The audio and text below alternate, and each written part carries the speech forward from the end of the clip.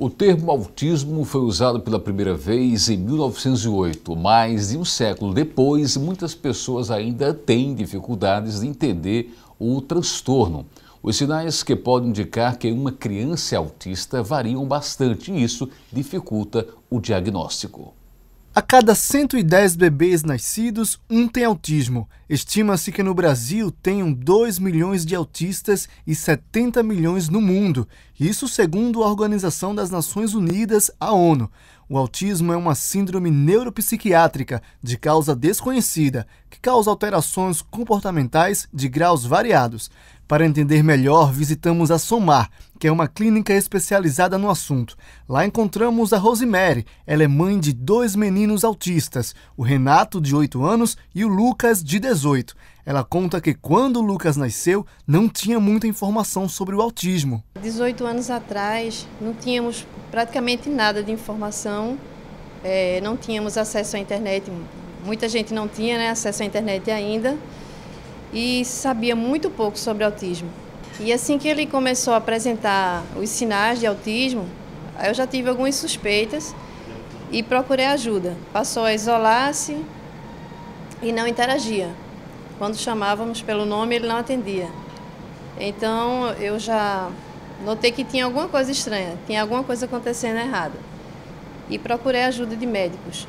Aí só depois de vários exames, tomografia, ressonância, descartando possibilidade de outros problemas, que a médica chegou à conclusão de que seria autismo. Já com o Renato foi diferente. Ela já tinha experiência e conseguiu identificar a doença logo cedo. Desde que ele nasceu, eu fiquei atenta aos primeiros sinais. E quando esses sinais surgiram, eu já estava, de certa forma, preparada para agir. E os sinais foram os mesmos. Inicia a fala, depois para, começa a isolar-se e não interage. E de imediato eu já entrei em contato com a SOMAR e falei sobre o problema e já foi iniciada uma intervenção. Nós também conhecemos a mãe do Walter. Ele mesmo vai se apresentar. Meu nome é Walter Gabriel. A mãe de Walter conta que largou tudo para cuidar dele. Ela trabalhava numa empresa de logística e passou a se dedicar apenas ao menino. Ela notou características diferentes no filho e foi através de um programa da Rede Brasil, o Assunto do Dia, que ela conseguiu ajuda. Eu não tinha o conhecimento, não sabia o que fazer, era muito conflito dentro do meu lar e assim, através da Rede Brasil, eu assisti algumas matérias e assim, tudo isso me levou a buscar o próprio site da SOMAR e quando eu cheguei aqui, graças a Deus, eles me receberam muito bem. Eu fui muito bem atendida. No começo, ele era uma criança muito inquieta, né? Ele não dormia bem de madrugada. Ele era uma criança assim que a gente não podia sair com ele nos locais públicos. Era muito difícil o comportamento de Walter.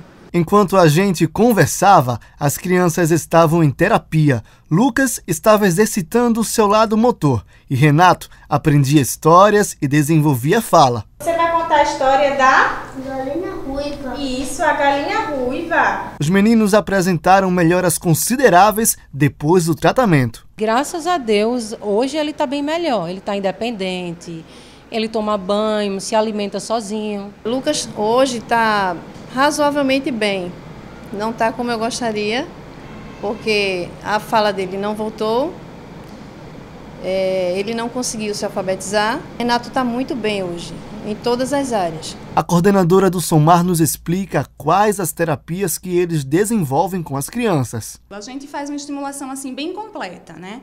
Tem toda a equipe de terapia ocupacional, fonoaudiologia, psicologia, psicopedagogia, uma estimulação bem completa, onde a gente vai estar trabalhando as dificuldades de cada criança individualmente.